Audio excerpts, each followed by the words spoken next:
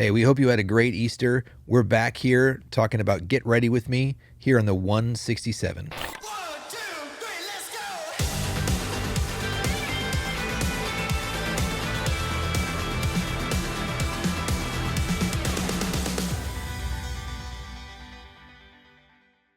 Hey, welcome back to the 167. I'm Pastor Lucas, and with me is Pastor Rick. Good morning. And Carissa Motley. Good morning. And hey, I hope you had a great Easter. Yeah. Great Resurrection Sunday. Resurrection Sunday. Great Passover. Love it. It was something else. It was great. It was crazy. It was a great day. Monday, Thursday. Yeah, we want to start with a shout out today. We're just telling the story. So I was just I came second service, I believe, and I had been running around, and I was getting ready to, like you were wrapping up, they were singing the closing songs, and I came out to the lobby, and I just sat down for a second and met a lovely couple. So I'm going to shout out Mike Lake, who introduced himself to me. They've been coming since about November, and so they listen to the podcast. So, Mike, Shout out to you. Yep. There's your shout out. glad you're listening. So, Remember, if you want a shout out, you just got to tell Lucas that you listen to the podcast. yeah, just find me on Sunday. Tell me you listen to the podcast, and we'll give you a shout out. Tell him your favorite thing about the podcast. Ooh, that's a lot of pressure. Yeah. Yeah. It's probably that plant right over there. Why do you listen to the podcast? It's this plant. Love it. That's why I watched it on video on YouTube. It's from IKEA. We are available basically anywhere you can get a podcast. So if your Spotify's down, you can find us on Audible or Pandora, anywhere else. But if you want to watch... Pandora? People still have Pandora? Oh, yeah. We have... I didn't know that was still a thing. 7 downloads Is it still a week. a box? Is it? No, No, they no, opened that. It's a planet. It's a planet where the blue people live. Okay. Oh, my gosh. That's a sick poll. Sorry, both of those things were Yeah. really... Pandora, I remember that from a long time ago.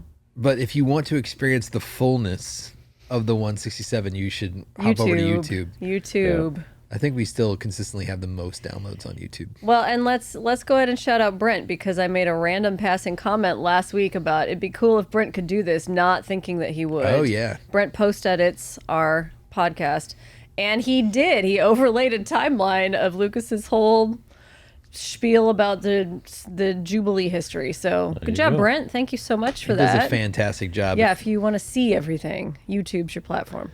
And sometimes Shout out to Brent. Yep. he zooms in on dead flies or...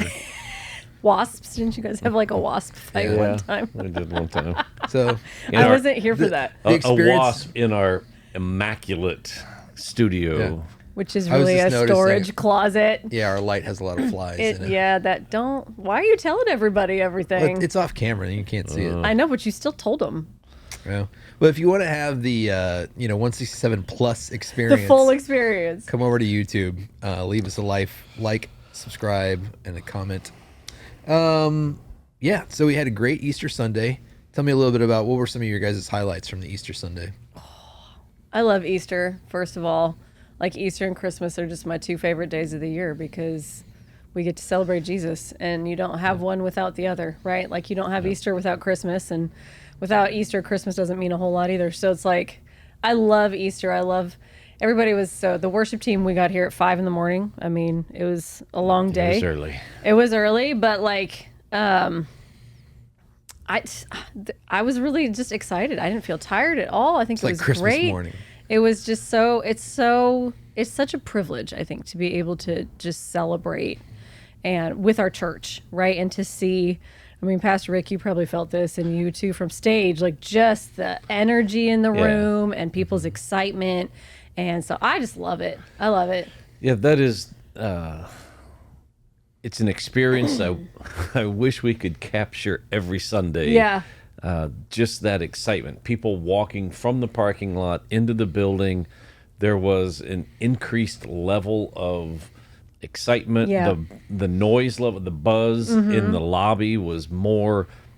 People were just hustling and bustling around, and it was just Yeah. And so I thrive on that. Yeah. So I don't know. I get energized, and I thrive on like chaos and making things happen in the moment. So when there was like the overflow experience, we ran out of room, and they're like, "What are we crazy. gonna do?" I'm That's like, "I don't crazy. know. Let's figure it out." Like, and other I don't people, know, but I'm excited. I know, and other people are like, "Oh, this is crazy." I'm like, "No, this is That was cool." Lucas. Lucas yeah, was let's like, make "Oh, it no." like, yes, this is. They're standing. I don't care. They're great. here. It's this great. is They're great. here. That And is, so. I think the defining thing I figured out this year is that people say that a lot. Where they're like, "This is a great problem to have." I'm like, "No, it's a great problem to solve." Yeah. like it So- makes me nervous. No, it's But- like this is the excitement, man. It was Yeah, just, there was so it- much Yeah, it of fuels that. me, and just the seeing the room. So we had, I don't know, 690 something chairs, or right at 700 chairs set up in the auditorium, and there were only 10 or so empty chairs, kind of scattered, Right. one here, one there, one. Like we could not fit people into the sanctuary, Mm-hmm. so we had to move them upstairs, and we couldn't fit them upstairs, so they sat in the lobby on the couches and stood. Like, it was crazy. We had our security guys that they count attendance, and they said it was easier just to count empty chairs and subtract it from the total. That makes sense. And so it was. That makes sense. So to break down some of those things, because it's exciting, it's like I think there's a growing anticipation for our culture to come back to the Lord. Yes. So we added how many parking spaces? 72. We had 72 additional put in back in November. Which shout out to anybody that contributed to that. Yeah, Like, thank you. This is the fruit. This of is that. why. This is why we did that. So we added 72 parking spaces. We were still parking. We parked down 188th, Vivian, and then what's this one? 186th. Yeah, 186th Terrace, I think. Yeah. Technically is what. So it's, we were still So parked all the streets around all the way church. to Gardner. We had volunteers park at Baumgars and Culver's Culver's. and the old ground house. Yeah. And, and a I think few there's- people parked at the new public storage place. I think a couple people at the bank. So basically, we took over the entire city block. So shout out to all the businesses who let And- us park in their lot. Yes. So say thank you Thank to you. Culver's, Baumgars. Thank you, Culver's. The credit union. Yeah. Stop in public storage and Yeah. say, hey, thank you for letting us use your space. And then the good news, I'm in the lobby and someone came and said, hey, the police are here. And I Oh said, no, that's never what you are want they to here hear. to worship? They said no, they were here. They were just mentioning or addressing the parking issue. Okay. But they did say it was cool that we were parking on both sides of 188th, which there are no parking signs along. But they said, hey, don't worry about it. We get it. It's a crazy day. yeah. Just park where you need to park. They So- were Well, like- thank you, Gardner PD. Yeah. Also, We think this is cool, but also it's Yeah. not cool. yeah. So but also thank- we just yeah. want you to know. So again, illegal. say thank you to your Gardner PD and buy him a cup of coffee if Yep. you see him or Since something. they didn't write So, you a parking ticket. Yeah. So it was pretty crazy. And then, like I said, we've been trying to pull people out of service ahead of time with our VIP experience. We did that at Christmas Eve. This time we're like, hey, we have about 120 chairs upstairs. 85 of them got signed up. We're like, okay, we're going to pull 85 people out of this service. That'll create a lot of space. And it absolutely did not. And so Well, it created space, just Yes. not quite enough space. which we average probably on Sunday, we average between, it's about 1250 now, but let's say between 12 and 1350 on a Sunday. And we had how many here? 2,281 people. Yeah. Yeah, that's a lot. It's a lot. It's almost an extra lot. 1,000 people. Yeah. That's pretty amazing. So good. Shout good out things. to everybody who showed up You to know, church on God Sunday. is good. Yeah, all the time. Oh, there you go. So I told Pastor Rick I was going around, people would be like, he is risen. And you're supposed to say he is He's risen risen indeed. And I would just look at it and go, yeah. yeah. And it would just throw They people. don't know what to do with that. Yeah, so I'm going to take a few minutes this coming Sunday in my introduction into the message for this week, week 3 of our series, Get Ready With Me. But I'm going to take a few minutes and kind of recap and highlight much of what happened this past week on Easter, just so our whole church family can Yeah. grasp Yes. what happened and what God is doing. And so, Well, it's always those things. It's like, we ask people to give and contribute and serve. And it's like, well, why? Like this. yeah. This is why you had an extra 1,000 people in the auditorium that gets to hear the good news of Jesus Christ. Yeah. So Super awesome. for you guys, though, what is personally kind of a powerful tradition that you guys maybe have at Easter, or what is this thing about Easter that probably impacts you the most, that helps you reconnect? Yeah. So for me, it is the early morning, like just that realization that it was early on the third day when, like, before the sun came up. And Yeah. I get up every Sunday before the sun comes up, but to set the alarm and to know I'm getting up early, and there's just that excitement. Full disclosure, if it was just me making all the decisions, we would have an outdoor sunrise service. I love that. Yeah. I mean, it would, like, that would be like heaven. Like, we're outside. Yeah, but it's cold. I don't care. We're outside. It's the sun's coming up. Yeah. So that part, just having that extra 7 a.m. service, whether it's inside or outside, we're not going to bicker over the location. Let's not bicker bicker on We're not about going to bicker who over the killed who. location. It's still a sunrise service. But that part, I love getting up, being there early. And so, yeah, that's the special thing for me. That's good. I have had so many people this year ask me, what do you guys do about the Easter Bunny? And I was like, we have actually never done the Easter Bunny with our kids, just because our whole married life we've been in ministry. And so it's like you're at church early on Easter. And I mean, I grew up with, like, you get your Easter basket and all that stuff. So we haven't ever really done any of those kind of traditions with our kids.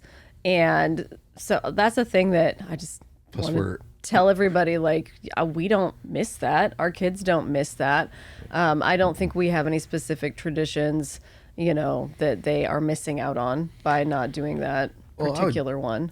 I'd say that, like, it's kind of like Santa Claus. Like, we tell our kids, Santa Claus is a joke in the season, right? It's a game we play, kind of a thing. And so, like, they'll still pick up Easter eggs and do Sure. stuff like that. But it's like, but we don't do, like, the Easter Bunny has come. Right, right. Yeah. And it- I was like, I don't have brain space for that, first of all, when I I'm have like- to be at church at 5 in the morning. Well, like, we started we don't like, to give them an excess of candy because they're crazy.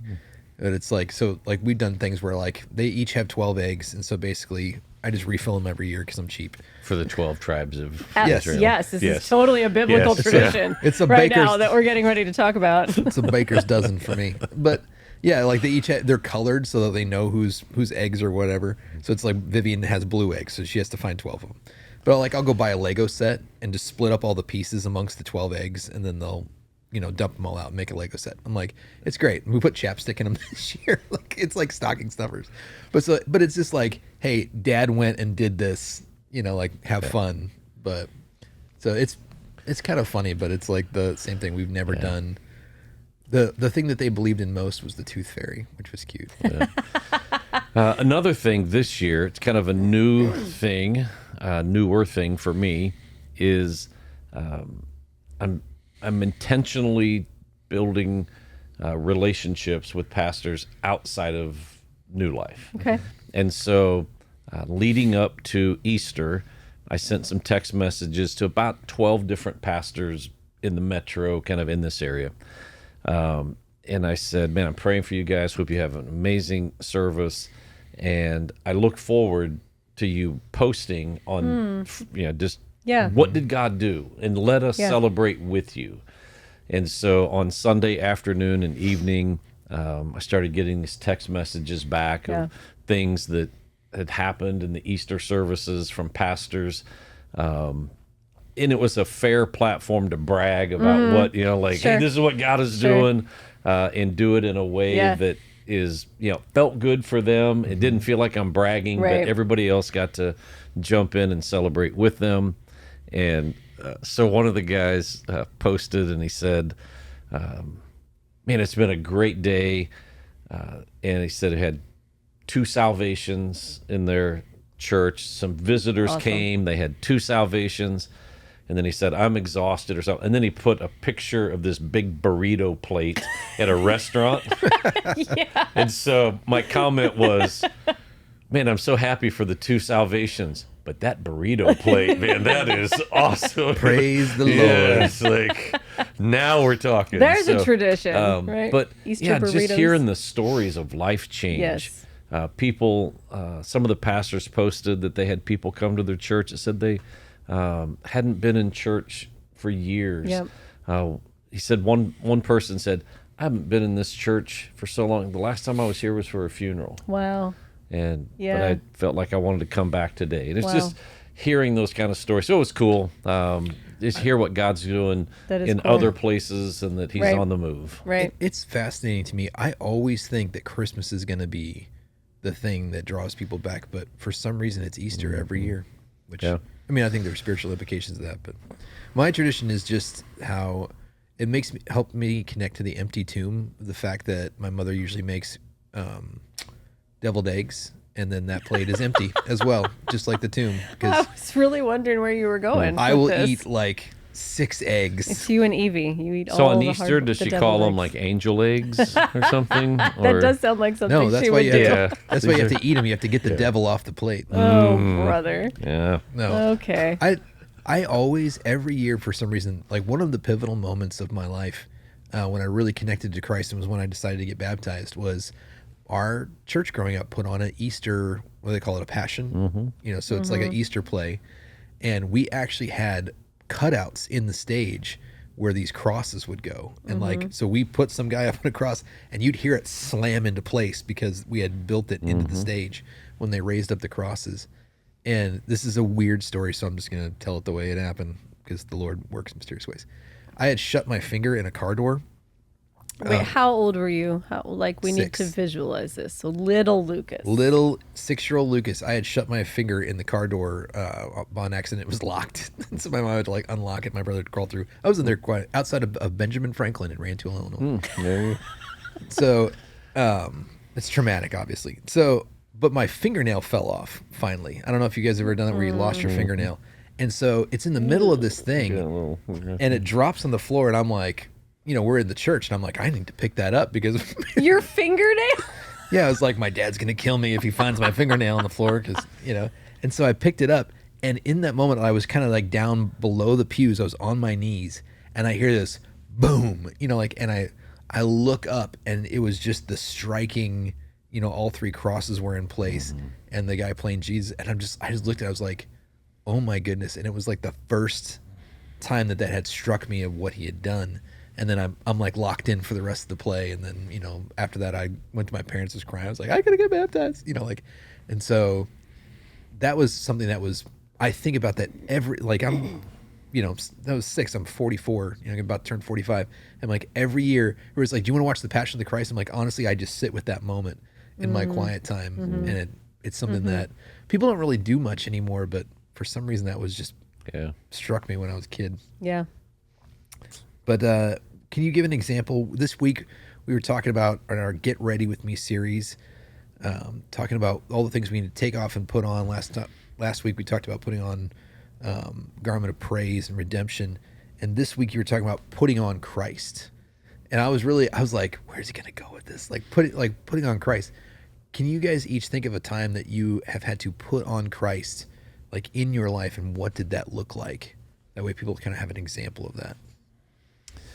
Yeah. So, first of all, another shout out. Shout out to Jenny Butel for putting the words. She did the on shirts? Yeah, she put Yeah. the words on the Nice. shirt. Thank you, for Jenny. me. So, Yeah.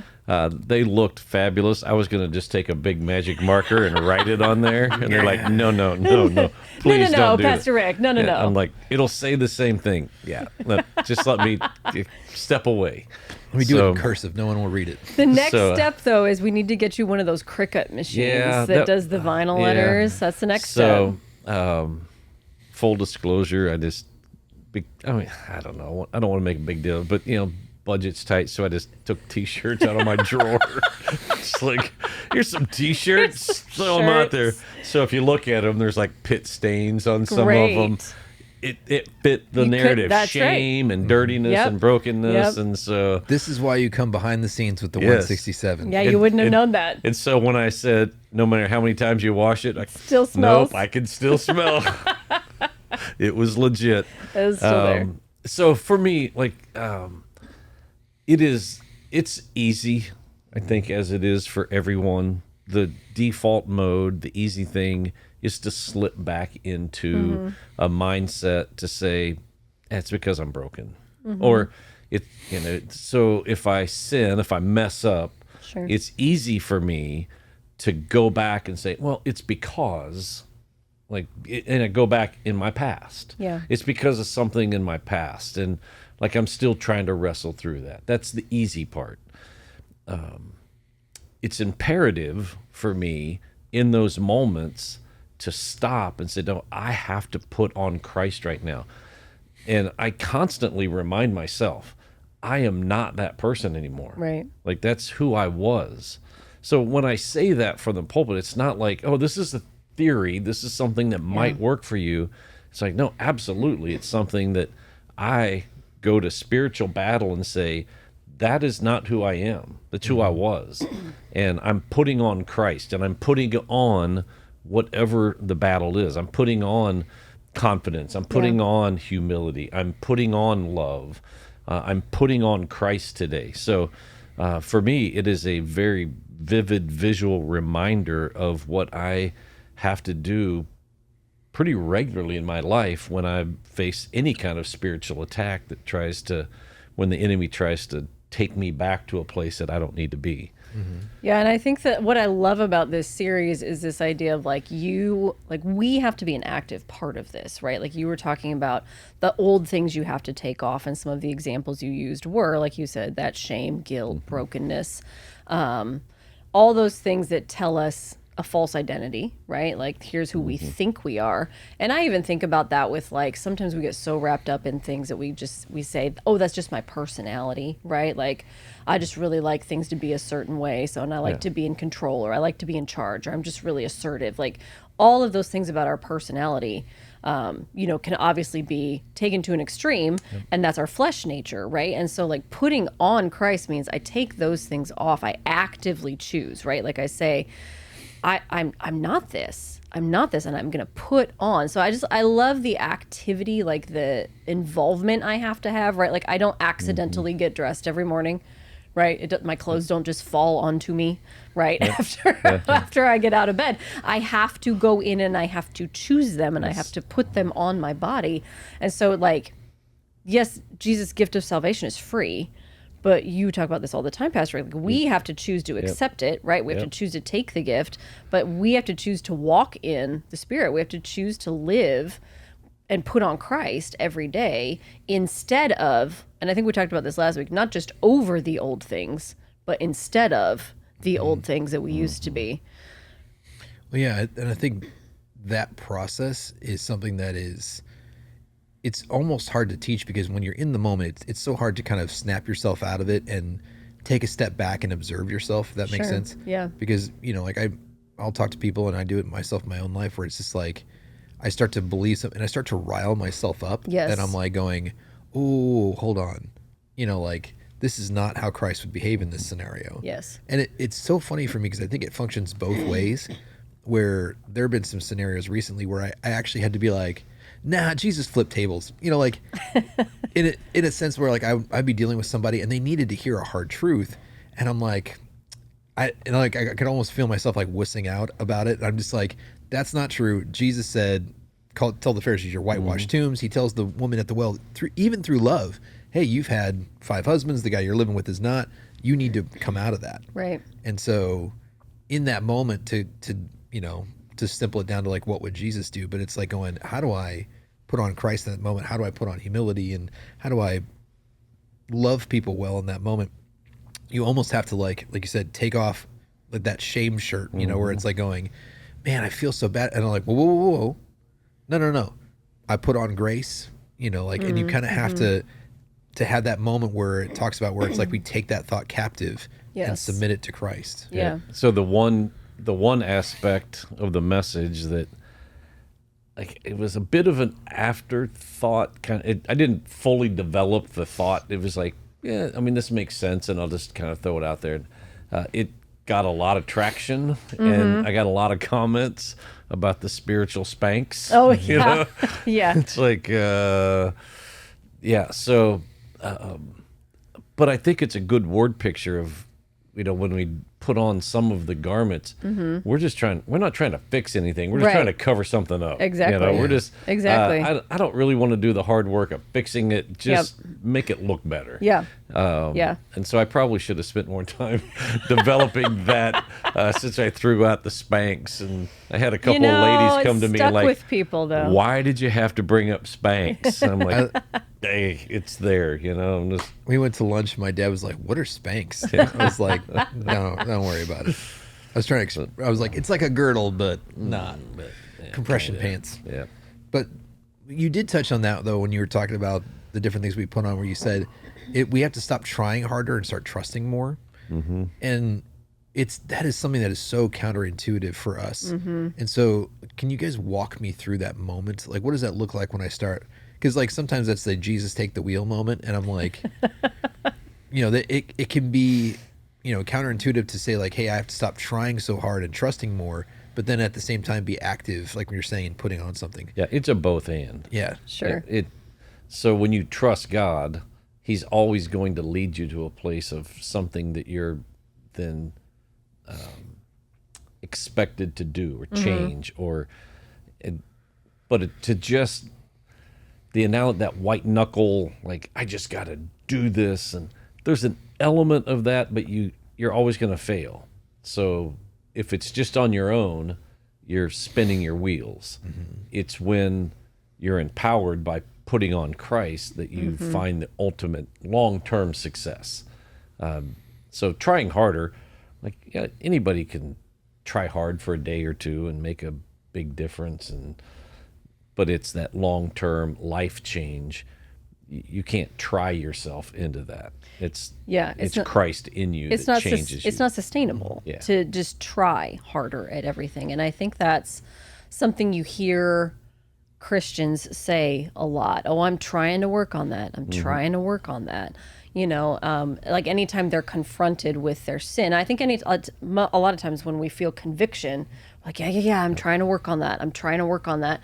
And that is really, I just think that's such an exhausting mentality because that puts it all on you, right? That you can accomplish that life change yourself, which we can't, right? That's why we need Jesus. That's why we need the Holy Spirit, because He does that in us, right? We have to partner with Him to do that well.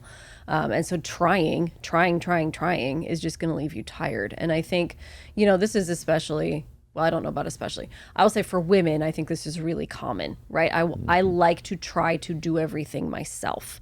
I know a lot of my friends, we struggle with this. I want to try to take care of everything myself. I have to take care of my house and my kids and my family and my job and like all the things, right?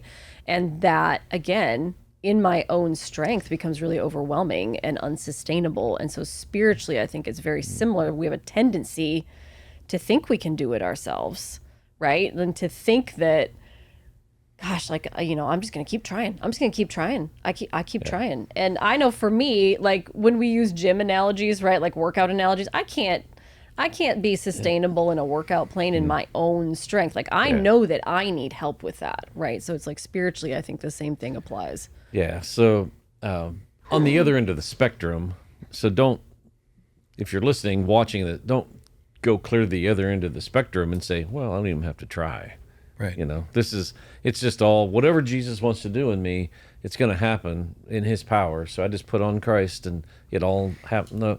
So it's not like you just go to that extreme and say, I'm not trying at all. Right. I'm doing whatever Jesus wants to do. It is that both and. It's a partnership. It's trusting God to take you to a place and to strengthen you and empower you to do the things that are necessary. And a great example, there's the workout example. There are other spiritual things that when you first start, like tithing, it's like, I'm trying. And there is a lot of trying. Like, this is hard, and I'm trying to get better at this. And then over time, as you trust more and more, you realize, wow, I've been doing this for a while, and it just seems normal. It doesn't seem like a challenge or a chore to write a tithe check. Sure. Oh, do people still write it? I don't know how many people write checks. Yeah, bad analogy. I don't know. 50-50. Yeah. To do my online giving. Yeah. Or, if you're trying to overcome like an addiction, an alcohol or drug addiction, at first it's like, I'm really trying, and it is a lot of effort. And then Sure. as you trust more and more, you get down the road and you're like, wow, it has been, 4 months since I've even thought about having it. Like, this is just, that's not because of you. It's because Christ empowering you Right. and in partnership. Yeah. Well, and I think that's a big thing too. Like you're talking about empowering and trusting, where it's like, I trust that if I do the thing that the Lord tells me to do, then there will be a good outcome. And it may not be an immediate, it might be one of those like, oops, like I lost my job, but I got a better job later. It's like, I trust the outcome of the Lord. I trust that he's leading me into that. But that's one of the things I think strikes me about the Easter story so often is that what Christ endures, like, you can listen to all kinds of things. You can watch the Passion of the Christ to watch what he went through. And when I'm rereading it in scripture, it's like, Jesus says, no one takes my life from me. I give it up Give it free. up. Yeah. And I'm going, the fact that just, I don't know exactly what that means, but to me, I'm reading that going, so he's basically saying, you could stab me, shoot me, whatever. Like, I'm just choosing to be alive because I'm God, and it's like, and when he's, when he dies on the cross, they're like, oh, that went really quick. And I'm going, really quick? Yeah. Like, what that guy went through. And it's just like, and but he's basically saying, oh, I took all the sins, whatever needed to happen in the spirit is done. So I'll be right back. And he just leaves his flesh, says it goes to Sheol and preaches the good news, and then comes back. And he just chooses to do that. And I'm like, that's crazy, but in the same way of just, that's, if you're empowered by Christ, it's like going, hey, I trust that the Lord's going to sustain me. I trust that if I do the thing that he asked me to do, that it will work out well. Like, that's a different thing where it's, instead of, like you said, just trying harder, it's like, but you still have to be the instrument of the Lord. You still have to let him move you. I think that a lot of times when we're in try harder mode, that's really the mental game that you're just trying to work yourself up to the moment that, like, you have to make a decision, right? Like, I think that, like you're saying, if I feel, I'm going to try to tithe. That's just myself trying to talk myself into it. I know I should. I've had a conviction. Okay, I'm going to try hard to tithe. No, you have to make a decision to tithe, right? Like, eventually you have to make that decision and you have to do it. And that's when you trust that the Lord told me to do this. And so I know that he only wants good for me. He would not tell me to do something that was going to hurt me, right? And so, like, the trying, I feel like we tell ourselves that that's the action part, but it's not. It's like the work up to it, right? Yeah. It's the lead up. I gotta like gear myself up mentally for what I'm gonna do. Yeah, and when you were touching on this about new identity, and you had the clothes. For some reason, I just thought of Jesus impersonators. Like, it was like, hey, you have to put on Christ, and I was like a costume, But it seems like that's a little bit what we're getting at, is like putting on Christ. Not only there's a spiritual power, but it's like, if you were gonna be one of the guys that stands in, LA or, Las Vegas, and it's like, take a picture with Spider-Man. Like, if you were going to be a Jesus impersonator and you were going to be like Elvis impersonators, like hard commit, Yep. like they grow their own hair and dye, like they don't just wear a wig. Right. Like, how would I behave and what would I be doing as a Jesus impersonator? Yeah, so that's the difference between just putting on a costume. And I mentioned that in the message. Putting on a costume is just making you think that I'm something that I'm not. Sure. Like, it's an illusion. It's a trick. It's hey, I'm trying to fool you in some way. But yeah, when you bring up like the impersonators, like, it's not a costume, Right. Like, it's them. That's like that's an identity. Yeah. They live whoever, Elvis. There's a new movie coming out about Michael Jackson or the Jackson family. And like, to be and to play Michael Jackson in a movie, that's not something you just show up on the set and it's like, all right, give me the costume. Exactly. Like, you have to live it and become it. Right. And Can you moonwalk? yeah, so if you sat down with that person, you're going to feel like, I'm this is kind of weird. It feels like I'm talking to Michael Jackson. Yeah. Like in some way that should be when people sit down with us, it'd be like, I know you're not Jesus, but man, it sure feels like Feels similar. yeah, like I'm having this Yeah. conversation in some way, not because you're wearing a robe and a beard, you know, but there's something about you, your personality, your identity, the way you talk. It just, man, it reminds me of Jesus. Yeah. You know? That's good. That's good. You have anything to add on that? No. Yeah. So I think we've covered a lot of what I was going to ask about, but kind of in that same way about, you talked about putting on Christ's power, which we talked about, and a new way of living. How would you talk to somebody about this if they're saying like, is it just fake it till I make it? Like, how do I start? Like, what's the beginnings of putting on Christ? I think so I was thinking about this in terms too. You talked a little bit about this last weekend too. And so I think this whole series, like thematically, obviously is telling us a couple of similar things, but I do think that, like you said last week, Lucas, our minds and our bodies are connected, right? Like our spirits are connected. They're all connected together. And so they all have to get aligned eventually, right? And so that does sometimes take this, like, I don't feel it, but I'm going to do it anyway, right? Like you talked about that with praise last week. And so when we're talking about, I love this, Pastor Rick, how you were talking about like it's a different identity, right? Putting on Christ gives us a new identity, like truly. And so when I think about this in like my own life, I do think a lot about how I used to say things over myself, right? Like I used to say, I'm just a, super type A person. I'm just really organized. I just really need to be in control. I just really hate it when, I'm not in control. And I would like say those things and that's who I am. That's just my identity, right? Like that's just the way I was viewing myself.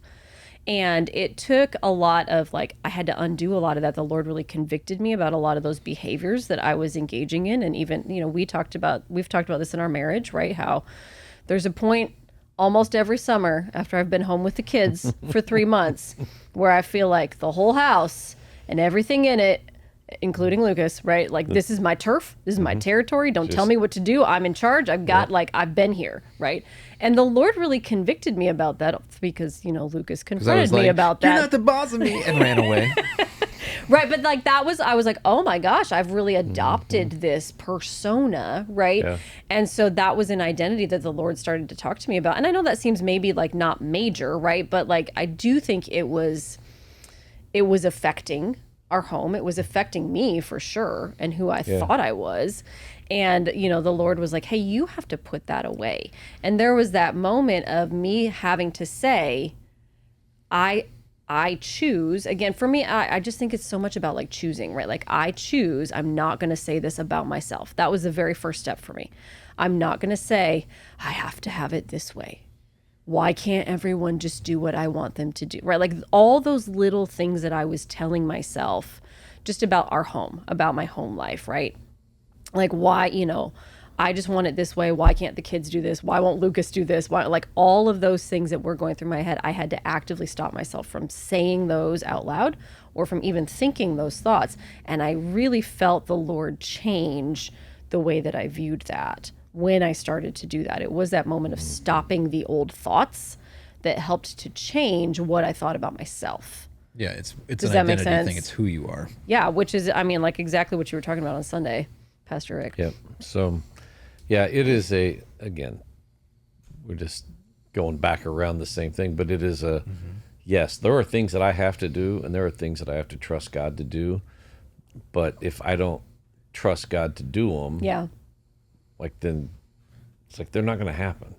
It's like you can keep saying that same thing about yourself or keep doing the same things in life or keep participating in those same bad habits and then saying, well, I'm just trusting God for, no, you have to be active. There's certain things you have to do, but it's not on you to do it and you don't have to pretend. So, and that's the thing with the costume. And I think that's what,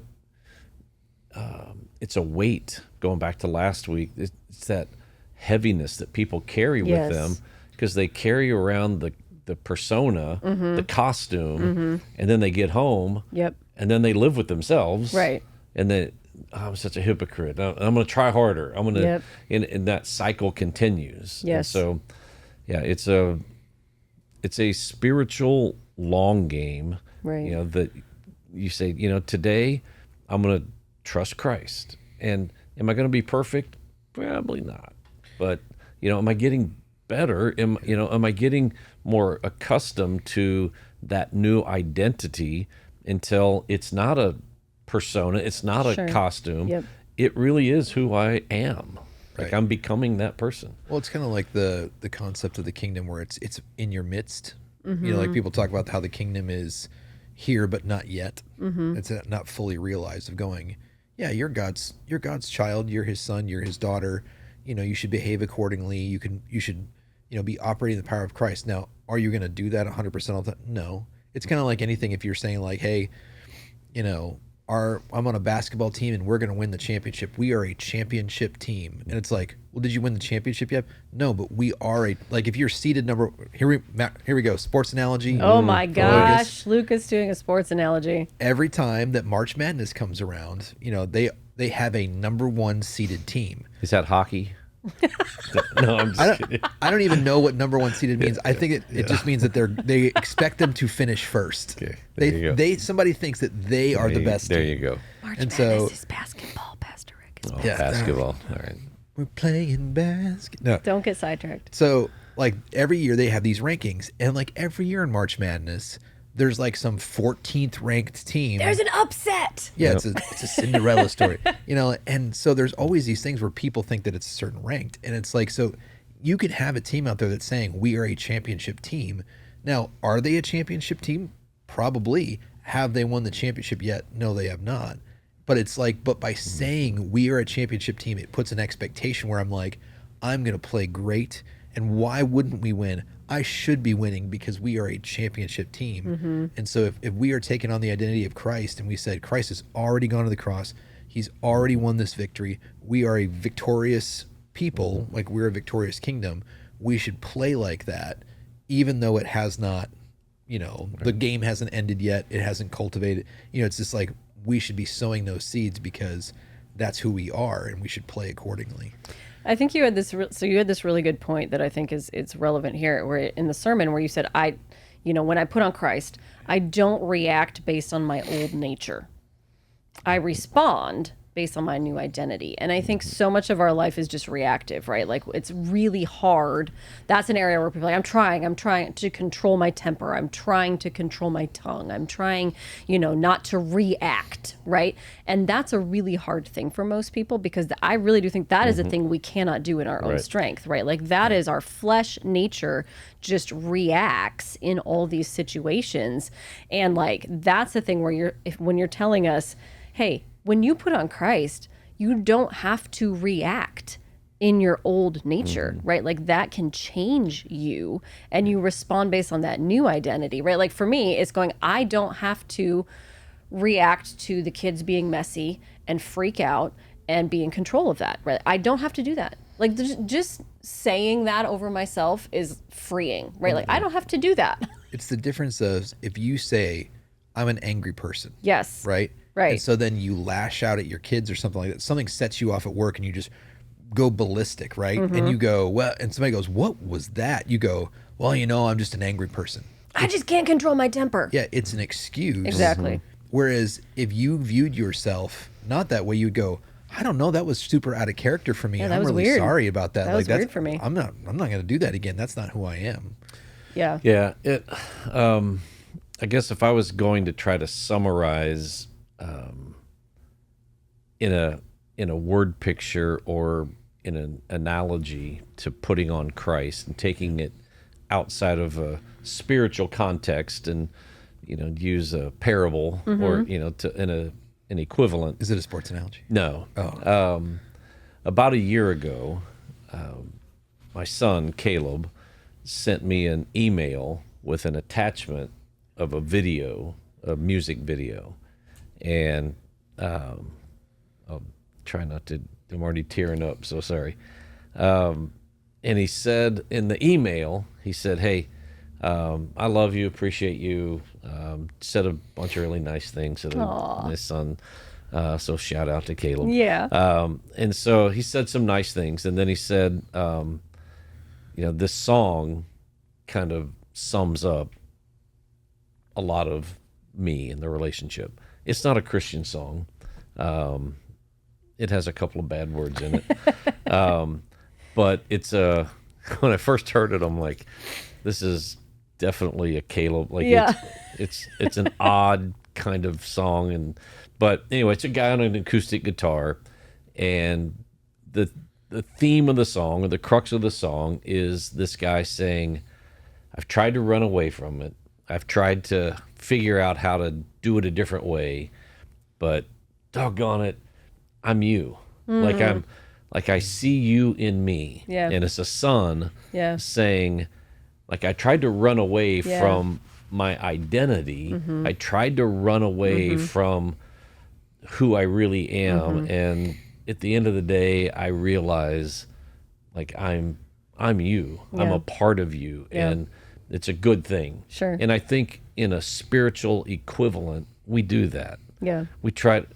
People try to run away from God, and then they get to a place where they realize, I need to put on Christ. I need to just embrace that I am my Father's son. Yes. Like, I Yeah. am.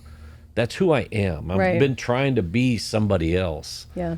but I really am my Father's son. And when you embrace that, that's when you are empowered. That's when you feel whole and alive. And Yeah. so that's the equivalent. So, Yeah. That's good. That's good. That's good. Well, we're going to continue our series this week. I think we're talking about putting on power. Yeah, we're talking about putting on power.